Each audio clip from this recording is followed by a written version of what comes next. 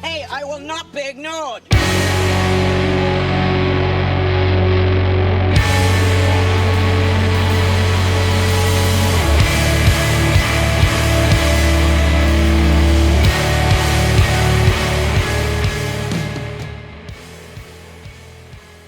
Welcome once again, my fellow manipulators of digital fate. I'm Richie, this is Capricorn. Before we get into today's deck, I just want to remind everybody that early access is happening this Thursday, April 13th, 1 p.m. Eastern Standard Time. We're gonna stream until the wheels fall off, guys. 12 straight hours of streaming for early access for me. I've got 10 plus new standard brews lined up that are gonna be pretty crazy, and hopefully some things that no one else is thinking of, and I'm really excited about it. But we're also doing something new this time, and everybody that subscribes over on Twitch or gifts a sub over on Twitch during that stream will get to submit a deck, and whatever that deck might be, sky's the limit. Get as crazy as you want, as long as it's got at least some of the new cards so that it qualifies for early access play. I will brew it, I will play it on stream, I'll play it against the other top streamers, and we'll see how it does. So if you're interested in that, make sure to head over to twitch.tv/quarantinecapricorn, check that out. That's happening Thursday, it's going to be wild. This deck is called TIR ASLEEN, and I am super excited about it. This is a deck from a while ago. We tried a version of this back before rotation last year, and it showed a lot of promise. It was pretty good in the meta for a hot minute, but then people forgot about it very quickly. So we're utilizing things like Willow Geist and Deathbonnet Sprout to get value off of putting things in our yard and then exiling them. And we really take it over the top with some of the new cards like Tyvar, and I'm not even going to say the rest. You're just going to have to check out the deck. It gets pretty wild. It's going to get even crazier with the new set, but even just this version is insane. I think we went 6-1 out of the 7 games we played once we had our final version, and it was nuts. So we're going to check that out. Before we get into it, make sure you like, subscribe. Honestly, every single like helps us more than you could possibly imagine. It really helps the algorithm take the channel seriously and push us out to more people and helps us grow faster, and we need that more than anything. So please like, please subscribe if you haven't already. Also leave a comment down below letting me know what card you're excited to see me brew on early access. Maybe what card or archetypes you're super excited about coming in March of the Machine. Leave a comment below and let me know. And without further ado, let's check out the deck. Alright, I'm actually pretty excited that we got to this deck before the new set came, because I think it shows a lot of promise, and I'm pretty excited about it. Now, this deck has sort of been floating around. We tried it back before rotation last year, but we haven't really touched it since, and I think it's pretty good. So the basic gist of it is we're trying to get down Willow Geist or Deathbonnet Sprout on one. Either of these coming down as early as possible is sort of the backbone of the deck, especially the Willow Geist. Willow Geist is 1 green for a 1/1 trample Treefolk Spirit. Whenever one or more cards leave your graveyard, you put a +1/+1 counter on Willow Geist, and then when Willow Geist dies, you gain life equal to its power. So it's a lot of value. The key is to just get this out early and then to leverage cards that will gain value off of it. Things that are exiling cards from your own graveyard are going to trigger it. Things that you play from your own graveyard or that you bring back to your hand from your graveyard are going to trigger it. So if we can just fill up the graveyard and then keep removing cards from the graveyard one way or another, we're going to keep getting value from the Willow Geist. And what's important about that is, since Willow Geist is only 1 mana, it grows into a pretty ridiculous threat fairly quickly, and then our opponent needs to spend resources to deal with it that cost more than the card cost us, which means they get set back on tempo and then they can't catch up theoretically. Part of the way we're doing this is with our other 1-drop, the Deathbonnet Sprout. This is a 1/1 that, as long as it's on the field during our upkeep, we get to mill 1 card, and then if there are 3 or more creature cards in your graveyard, you can transform it into a 3/3 called Deathbonnet Hulk.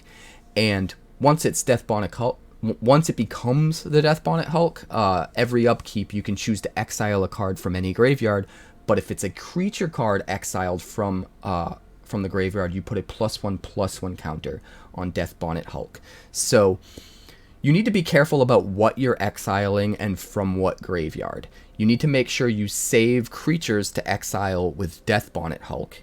And you can exile anything, like a non-creature, like a land or a saga or whatever, from your graveyard to trigger a Willow Geist.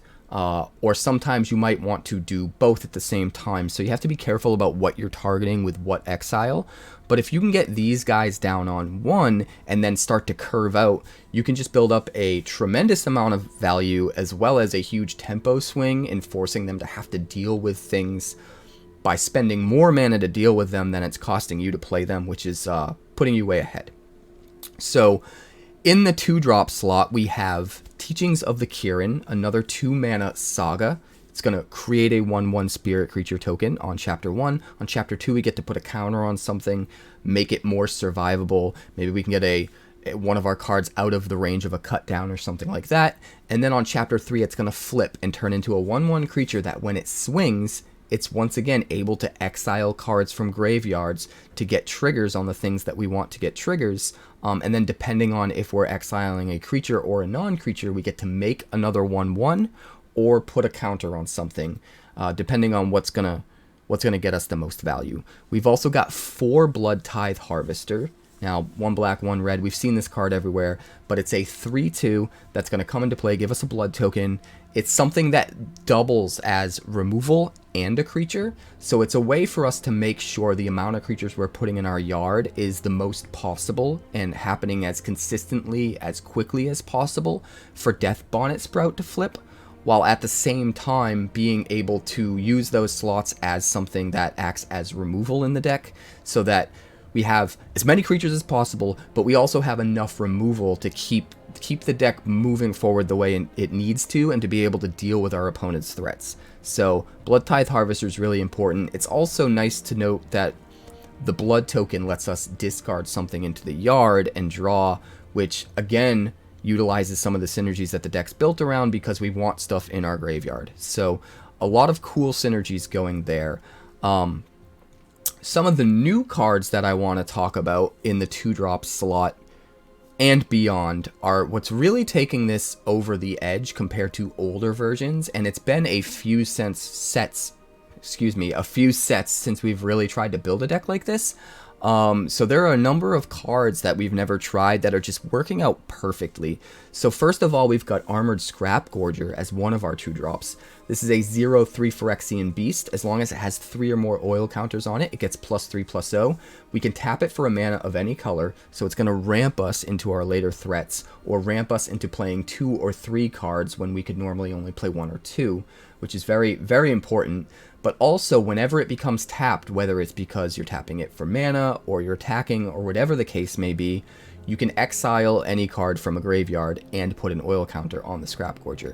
So not only do we get mana ramp out of this, that turns into a mid-game threat, but we're also able to consistently remove cards from whatever graveyard we want, exile them, and keep triggering the Willow Geist. So that gets insanely important and very effective very quickly. We've also got Tenacious Underdog in the 2-drop slot. Now, this isn't like a new card, but it's definitely one that we didn't get the chance to try in previous builds, because by the time New Capenna came out, we weren't really brewing this sort of a deck. But now that we're revisiting it, Tenacious Underdog is a perfect fit, because it comes down as an early blocker, it can trade with a creature, or it can use up our opponent's removal, and then you have this 3/2 on the field, and when it's dead, you can blitz it from the graveyard. And when you blitz it, not only are you able to apply more pressure to the opponent and draw a card when it eventually dies, but when it leaves the graveyard in order to get blitzed into play, it counts as a card leaving your graveyard. So it will trigger your Willow Geist and put another counter on the Willow Geist. So all of these ways of just getting extra triggers off Willow Geist for kind of free, for doing things that you would normally want to be doing anyway, is very, very important, because it turns Willow Geist into this huge threat very quickly, and if they don't deal with it, they're screwed. But if they do deal with it, they get way behind on tempo, because they're using a 2 or 3 mana spell to deal with a 1-drop, and your 2-drop, 3-drop is still chilling around that they have to deal with, and it's kind of hard for them to catch up. Another really important card in the 3-drop slot that's new is Tyvar Jubilant Brawler. Now, 3 mana for a 3 loyalty planeswalker. You may activate abilities of creatures you control as though those creatures had haste. That means Scrapgorger can tap the turn it comes into play to give you not only mana, but also to exile a card a whole turn sooner and get Willow Geist to be even bigger. Not to mention that, the Bloodtithe Harvester, when it comes into play, it can immediately tap and sack itself to kill something. Maybe something that's going to block and trade with one of your creatures that you don't want to lose. But also, one of the more important cards that it interacts with is Fable of the Mirror Breaker. And Fable does everything this deck wants to do. So on Chapter 1, it makes a 2/2 dude that when it swings in makes treasures. That's going to help ramp you. It's going to help fix you if you need it. On Chapter 2, it lets you discard cards to draw cards, which is important because, again, you want cards in your graveyard for this deck. You want to constantly have resources there for you to abuse. And so this puts whatever you want into the yard from your hand and lets you redraw cards to replace them, which is awesome. And then on Chapter 3, it flips into a reflection of Kiki-Jiki, and you can make a copy of whatever. We already know from previous decks that making a copy of something like a Bloodtithe Harvester is really good, because you can use the copy right away and kill whatever you want without actually losing a card in the process.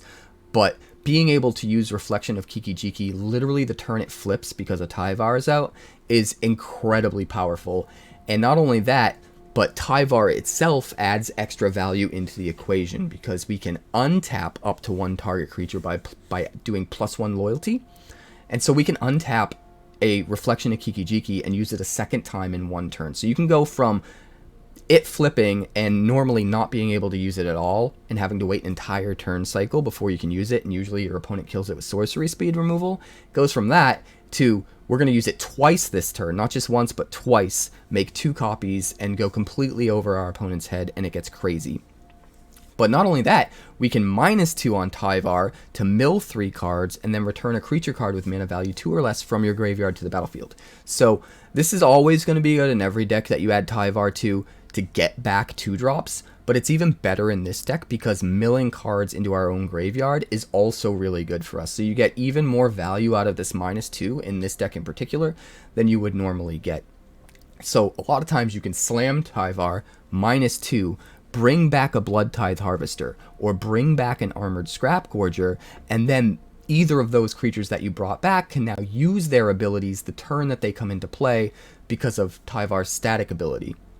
So you're able to get way ahead tempo-wise on your opponent and do things that you'd normally have to wait a turn or two to actually do, all because of Tyvar. And then again, because similar to Willow Geist, if they have to waste their resources dealing with Tyvar after you've already got value off Tyvar that's left on the field, you're setting them back even more tempo again. So Tyvar is just kind of insane in this deck.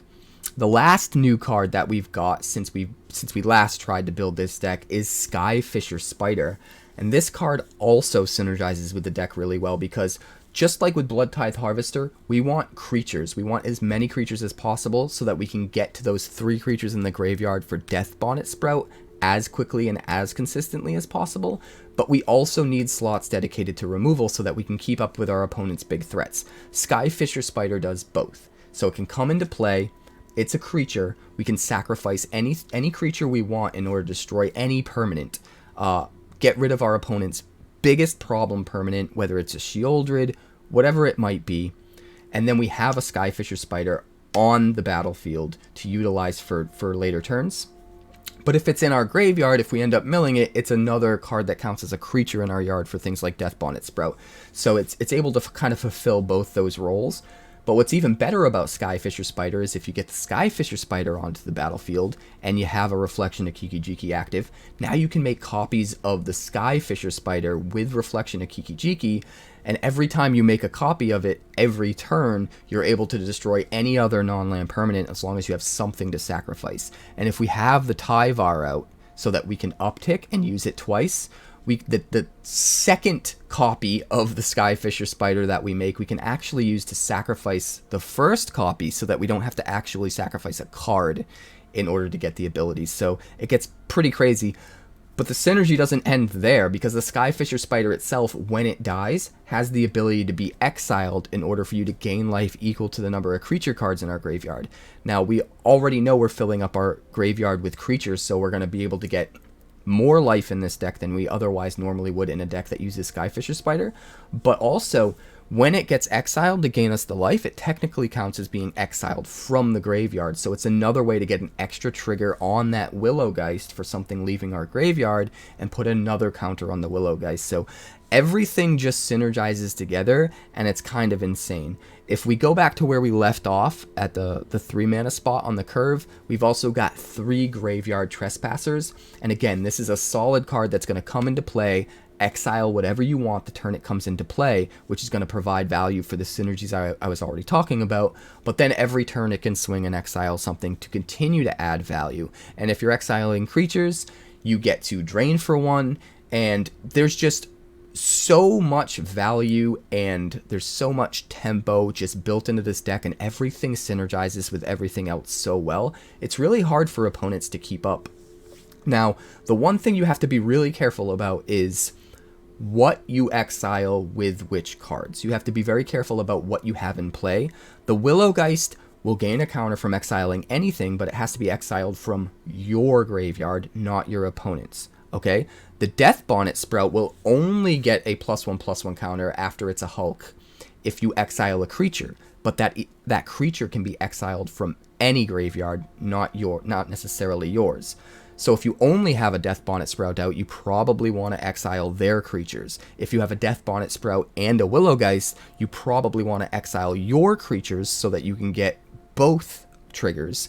And if you only have a Willow Geist out, you probably want to exile your non-creatures so that you still get the Willow Geist trigger, but you save as many creatures as possible in your yard for potentially an eventual Deathbonnet Sprout.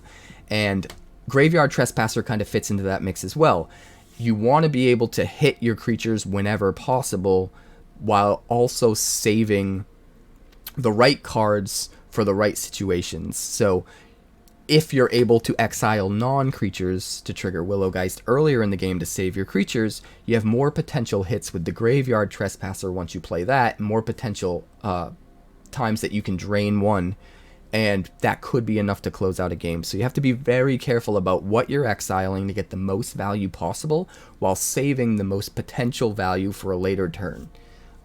It gets a little bit tricky, but the deck's pretty wild. The mana base itself, you might be surprised because we don't use any tri-lands, any triomes at all. And the reason for that is we want to make sure we have as many opportunities to consistently get a turn 1 drop, either the Deathbonnet Sprout or the Willow Geist on turn 1 as possible, while also continuing to curve out on turn 2 and turn 3 in a 3-color deck, which is not the easiest thing ever. But the Scrapgorger gives us a mana of any color if we get that into play, and then we play a very particular assortment of fast lands, slow lands, and pain lands in order to make sure we're playing as many dual lands as possible, while also having the highest chance of being able to play a land untapped on turn 1, turn 2, and turn 3. It's not as big a deal if lands come into play tapped on turn 4 or turn 5, because it's those first 3 turns that are the most important in this deck. So we can afford to run some of the fast lands and have it be kind of okay, but there is a very particular amount of each to get to right to where we want. We don't want too many pain lands, we don't want too many fast lands, we don't want too many slow lands. So we've got 4 Haunted Ridge and 4 Deathcap Glade as our 8 slow lands, the only 8 in the deck. We've then got 4 Copperline Gorges and just 1 Blackcleave Cliffs as our fast lands. And we're tilting towards the Gorges there because we want green on 1 if possible. So green untapped sources on 1 or 2 are very important. We've also got 3 Karplusan Forest for the same reason, 4 Llanowar Wastes as our pain lands, and that brings us to 7 pain lands. We've got 1 Boseiju, 1 Sokenzan, and then 1 Takenuma, which in this deck is a lot better than it normally is because you can mill cards and add to the synergies, and then sometimes even use it to get back a Skyfisher Spider or a Tyvar, which can make all the difference in the world. So if I was going to add a second of one of these legendary lands, it would probably be a second Takenuma, but we're still gonna keep it to just one of each. This assortment of lands I think works out perfectly. It would be nice to have a Triome, but I really don't think we can afford to have a dedicated comes into play on turn 1 tapped land. We want to make sure we're dropping a 1-drop on 1, dropping a 2-drop on 2, curving out into our 3-drop on 3, and then just taking over the game with tempo. So the deck's crazy. We won a bunch of games. I think we won 6 out of 7 games in a row once we finally got the final build sorted out, and I'm really proud of it, and I'm excited to see, honestly, if March of the Machine might bring some new cards into the fold that helps this deck go even further. We'll see. But even as it is right now, it is a beast, and I recommend you try it out. Let's check out the games.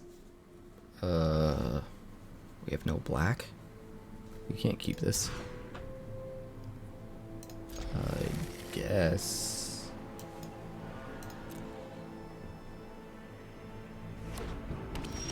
It's not good, though.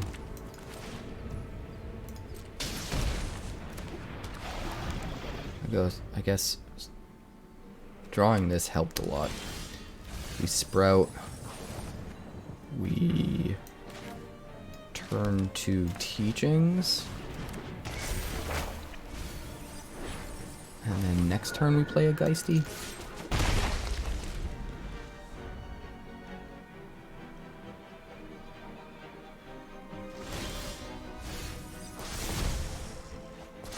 And we are flipped. Put a counter on this guy. Play you.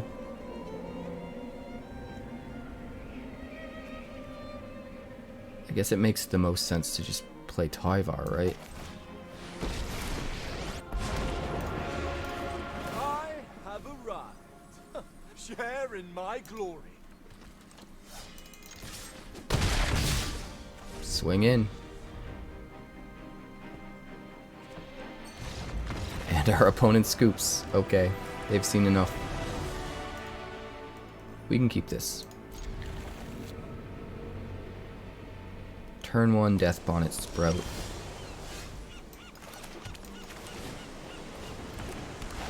Turn 2 Willow Geist.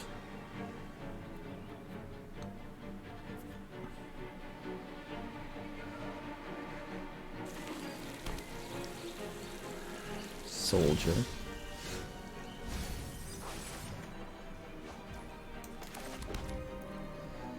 Probably go with the ramp. And I think he's got the 1/1 that makes another 1/1 and that flashes in, so we're not going to swing. Yeah, Resolute Reinforcements. I knew it! I saw it coming. Valiant Veteran, but no third land drop. Interesting.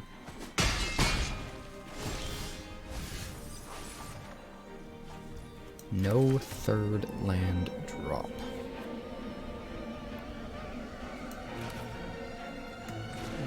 Geisty.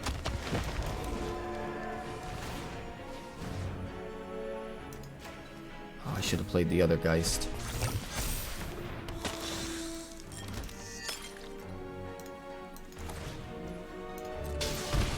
They would have both been 2/2s. No tax.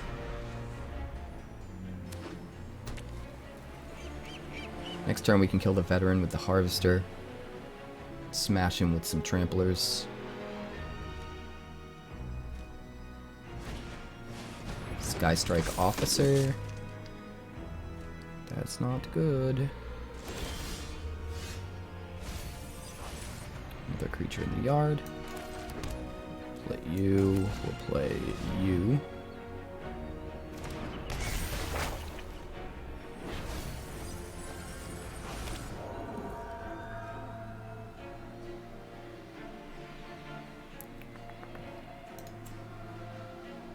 Black mana.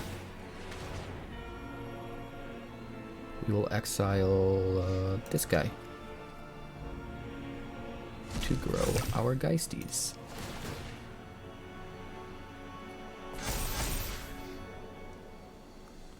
Play you.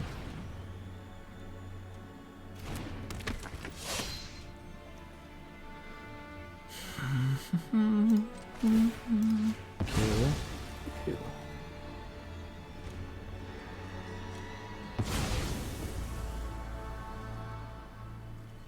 And then swing with just the 3/3.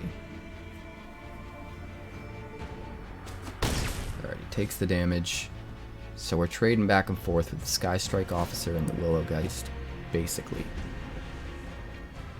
We are completely out of gas, but we do have an underdog that when it dies we can keep reusing. Deathbonnet Sprout's gonna flip next turn. We'll be able to exile something else with the Scrapgorger and grow our Geists again. Excuse me. Sure.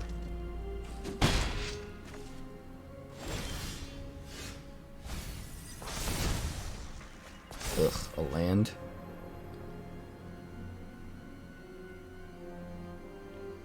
We need 4 4s.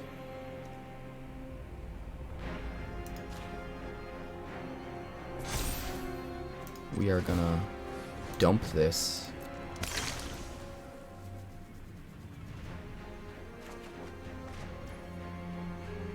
Oh, sick.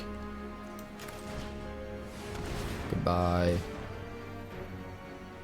We're gonna exile something out of our graveyard. We're gonna save the creatures for the Deathbonnet Hulk. That grows the Willow Geists. And then we'll sacrifice the 1/1 token to kill Mire.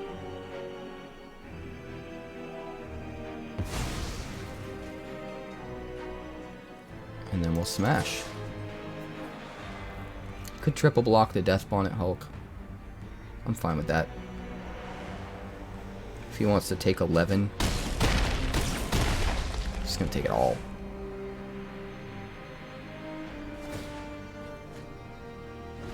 I don't know why he did that. He should have one here, and then in response drew a card. Okay. I don't know why you'd exile that.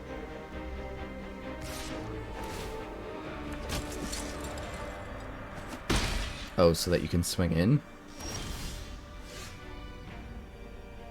Weird. Okay. He scoops.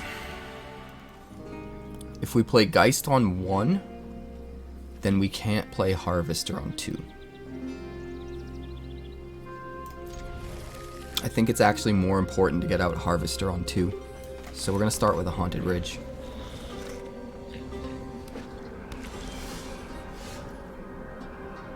Sokenzan.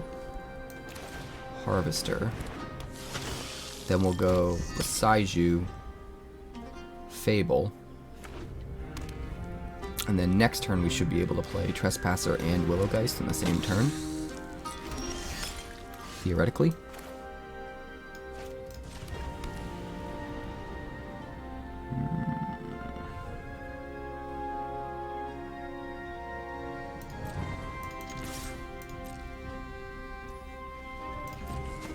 For 3. Play the Fable. Seems fine.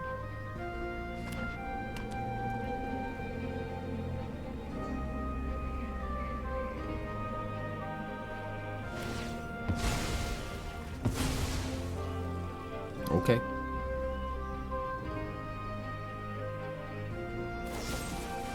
And then go for the throat. That's fine. We like having creatures in our yard anyway, so I may discard. I may.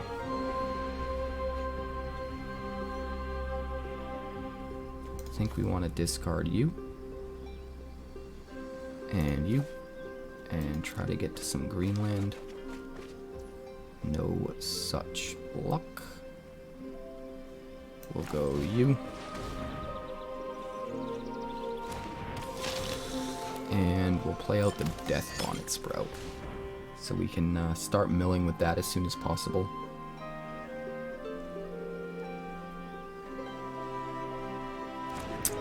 Next turn, if we get lucky and get a green source, we can Teachings and Willow Geist.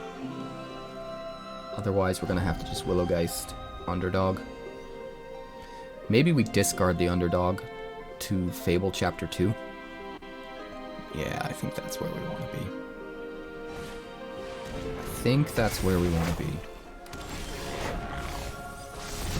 Alright, it flips. Oh wait, we already hit Fable Chapter 2. My bad. So we'll go Geisty, Underdog, and we'll just swing, man. If he wants to trade for the 3-2, let him. Let him. Now he has to kill the Reflection, which means Deathbonnet Sprout gets to swing as a 4-4, Geist gets to swing as a 2-2. Yeah. Too much value, man. This looks okay. I think we can make it work.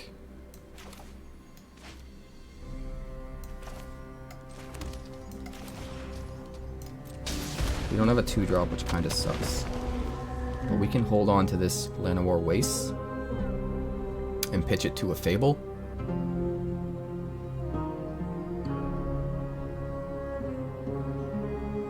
Hopefully we draw a 2-drop though, that'd be even better.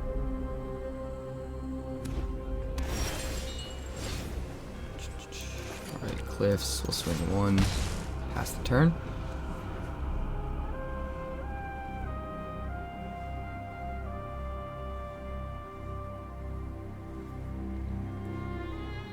Encho. Show me, Encho. Show me.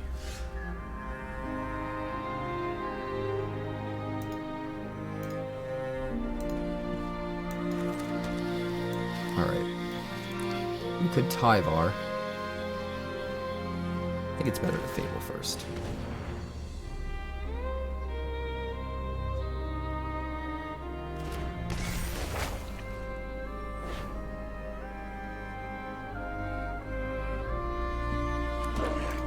Swing 1. No counterspell, huh? Interesting.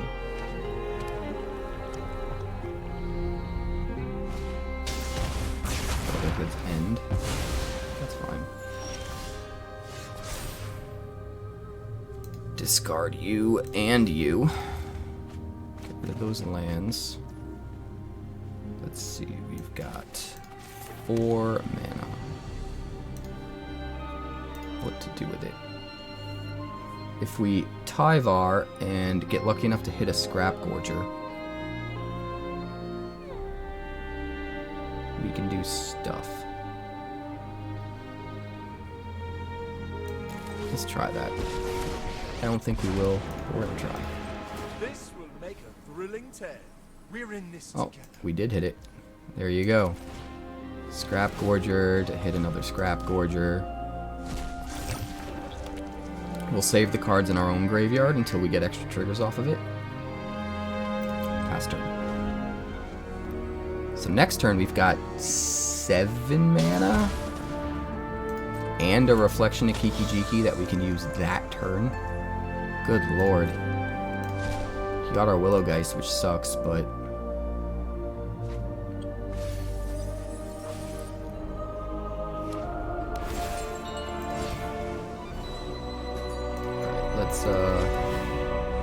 let's get rid of you.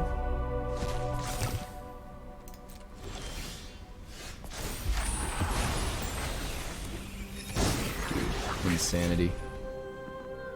Absolute insanity.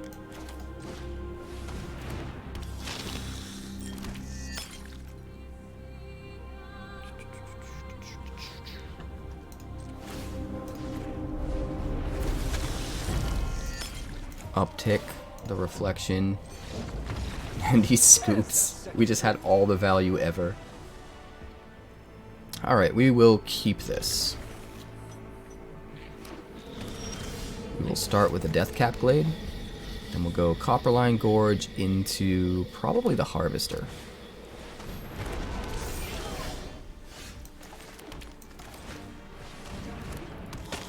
Start trying to be aggressive here.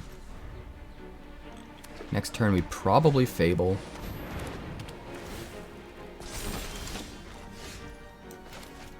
Although we could play a Tyvar. I think it's better to Fable right now.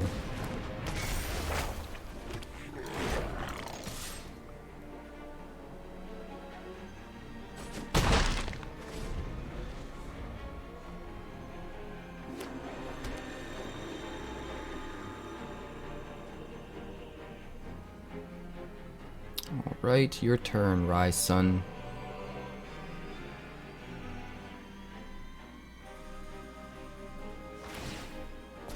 Makes a dude. That's fine. We'll discard some dudes that we can get back later. Play a land.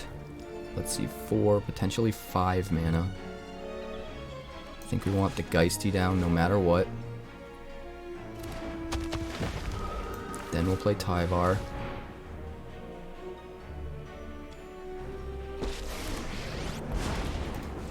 Then we will mill with Tyvar. We're in this together. And grab Scrapgorger.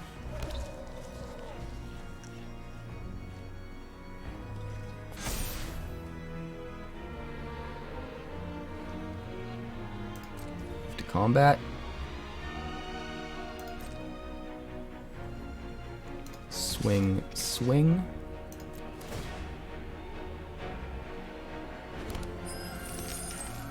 If he would like to 2-for-1, that's fine.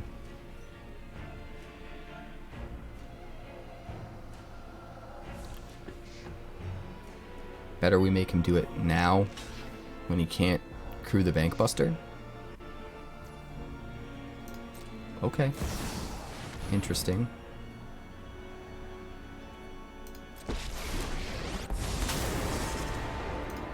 I hope That's you're fine. ready to lose. We've got the edge in this fight. So our Harvester survives. And that is probably better. We could play a Teachings. I think that's probably our best bet. And we will exile Haunted Ridge.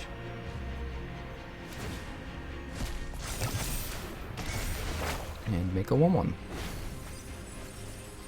So that if we need to chump block, we can. Alright, graveyard's pretty full. We've got 2 lands, 4 creatures. You are not much of a roadblock.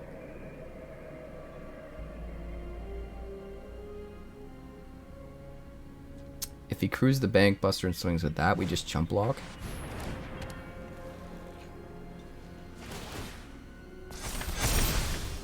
Okay.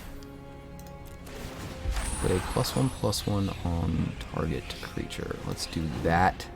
We get more value off putting it on the Geist. Because if it dies, we gain life equal to its power. Destroys an enchantment. Sure.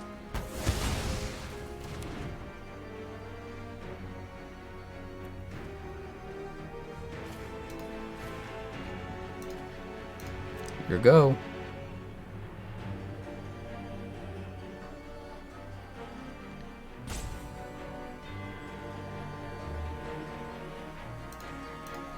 Your go.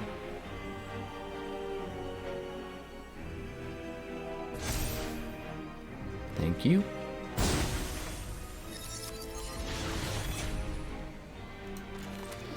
Five, 6. We could untap it for 7.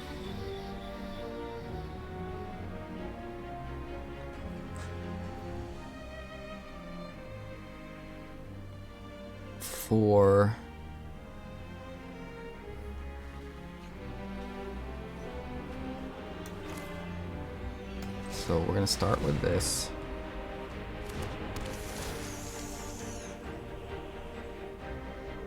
Sack you. Destroy you.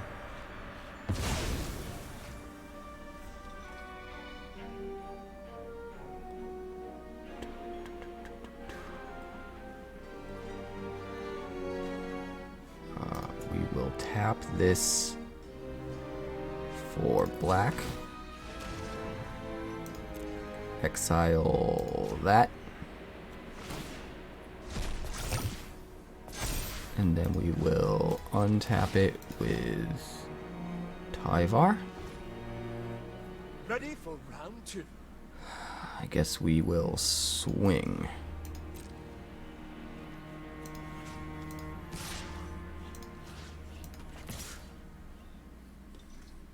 Probably just cruise the Bank Buster, right?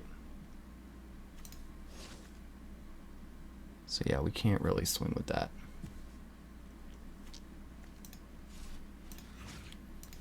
We gotta just swing with that. I guess we could swing with both.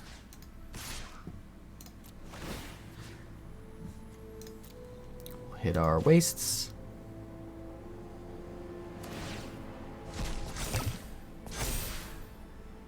Alright, let's see what he does.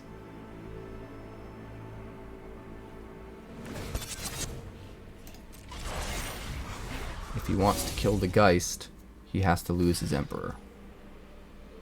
Nope, he's just gonna go with the 3/3.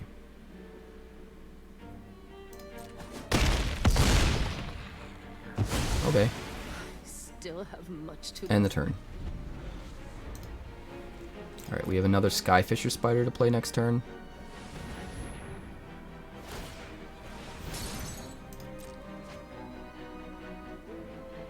Alright, he's drawing, so he's going to allow us to eat one of his 2/2s in order for him to kill the Tyvar, I guess. Or I guess he doesn't even really have to attack with the 2/2. This was an unlikely. Still, we got plenty of value here, so I'm not super worried. I don't think we're going to play the Skyfisher Spider. So I'm going to dump it.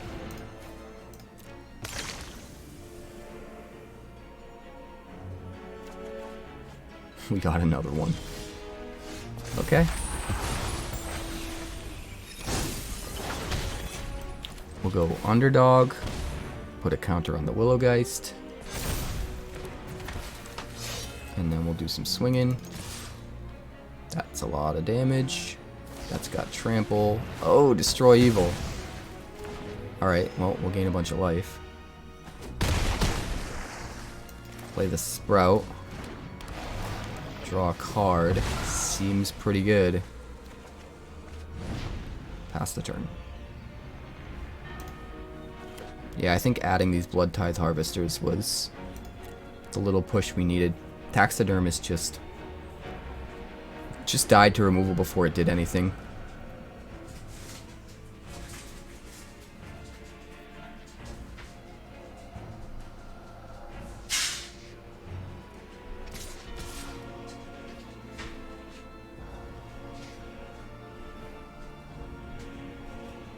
No blocks. Go ahead and draw your card. Eternal Wanderer. I fight for the entire We're gonna use the multiverse. ultimate.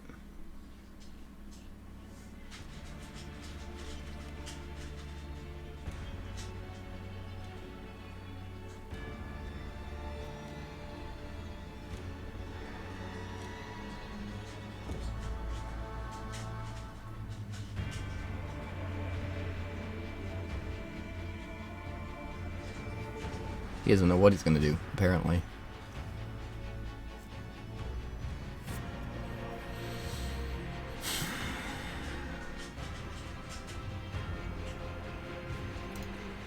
Here go.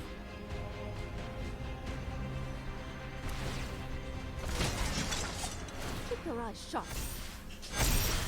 Alright, flips everything. Sick. What do we want to do? We have a Skyfisher Spider.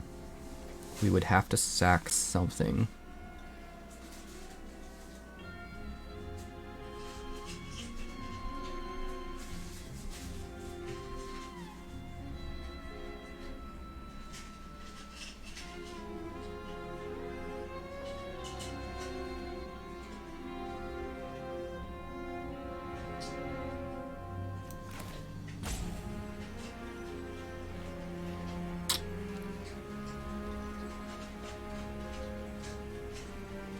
I think we do it like this.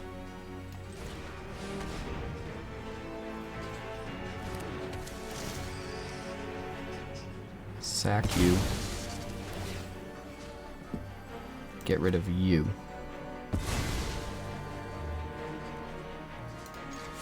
Swing here. Oh, right, we can only have one attack it. Which means he gets to eat it with the Bank Buster. I forgot about that.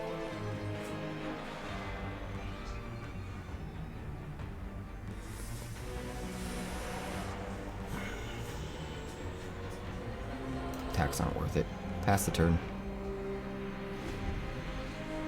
If we could have got this down to 2 loyalty, as well as, you know, potentially killing a creature, maybe. I'll finish this here and now.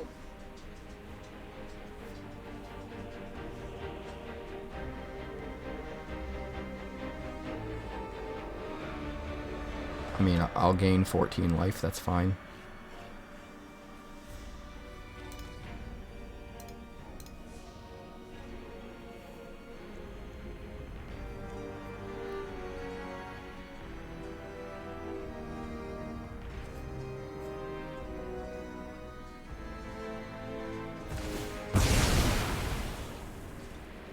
Alright. We'll gain 9. We'll play a Fable.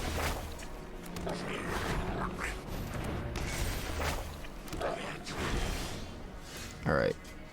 We got a Bloodtithe Harvester. We probably need to double spell this turn, so we're going to do this right here. And then we're going to do this. Does he have a creature in his yard? He does not. So let's hit one of our Bloodtithe Harvesters.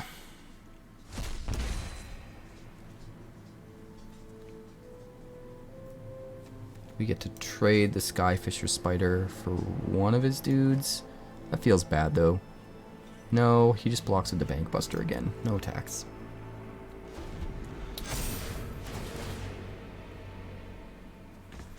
Maybe we sack the Harvester to kill the 2/2 Double Striker.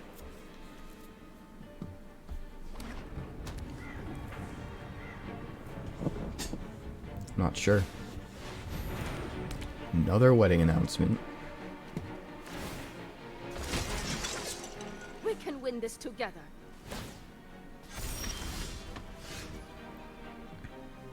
We're gonna hold on to the land for Fable Chapter 2.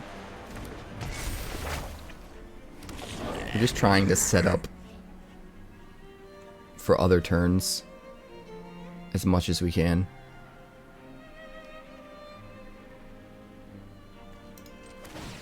We're gonna kill one of these because we're worse on the block.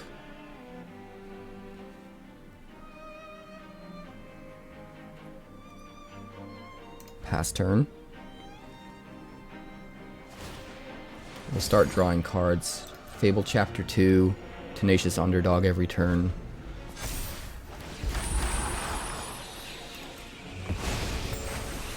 Alright, it's got a reflection of Kiki-Jiki.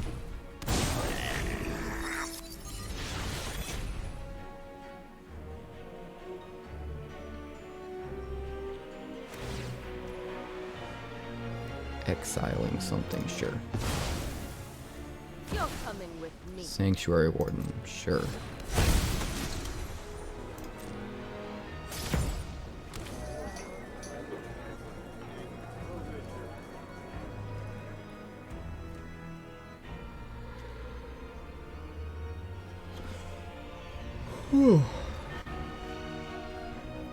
Pass to attacks. Nothing.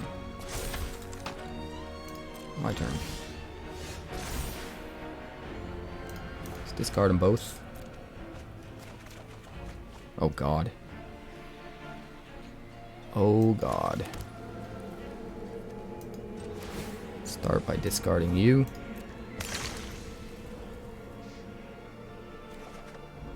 More land? Okay. Kinda lame, but okay.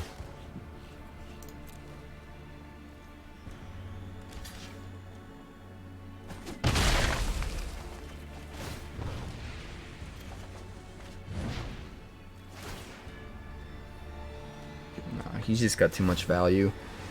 That Warden put him over the top, and now he's got Reflections online. We're just gonna scoop. I ain't got time to waste on you, buddy. Oh, Orange is giving me nectar. Thank you. This deck is sick, Orange. You're gonna love it. It's so you. This deck is so you. Alright, keep 7. Unfortunately, we have 2 tap lands.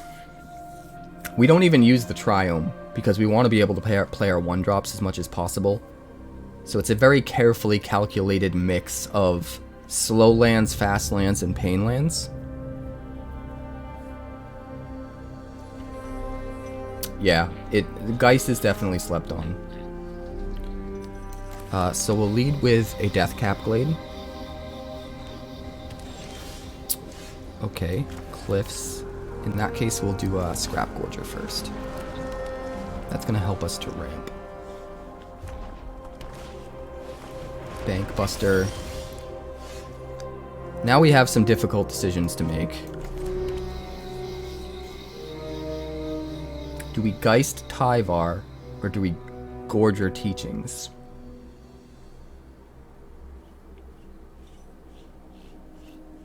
I think we're actually better off.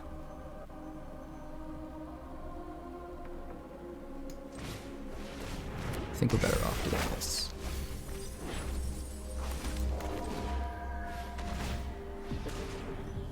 We'll hit a land. Put a counter, play another Scrapgorger, pass the turn.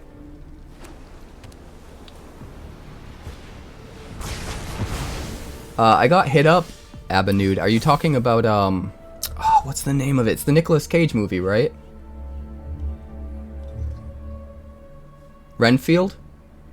Yeah. I got hit up about doing a sponsorship for that, but I was too busy with some other stuff I was doing for YouTube, and I didn't initiate it in time to actually do it. Alright, we're gonna go Geisty, Tyvar, and then we'll -2. And then we'll bring back a Scrapgorger and put a counter on the Geist. And then we'll use the Scrapgorger to play this boy. And then we'll exile our own Scrapgorger to put another counter on the Geist. This is pod racing. Just don't let Renfield cuck you. I'll show him who's boss. Alright, flip into the Hulk.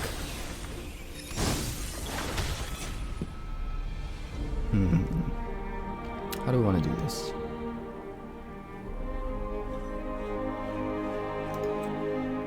Black? I'm about to get real crazy, guys. Exile that, put a counter on the Geist. Untap the Scrapgorger. Black? Exile another Scrapgorger, put a counter on the Geist. Then we blitz the Underdog. It puts another... Wait, did I not blitz it? I did blitz it. Yeah, I just had the 2 mana. Puts another counter on the Geist. Swing, swing, swing. And that's 11. We draw a card. Our dude goes back to the graveyard to do again, and we are presenting lethal. I guess we win. Thanks so much for checking out my channel. We're working hard to get to 2,000 subscribers now because we blew right past 1,000. So make sure you like and subscribe. Also, if you'd like more Magic deck text, that's somewhere over there. And if you'd like to see what else the channel's been up to lately, that's somewhere over there. Also, subscribe, circle below, do all the things.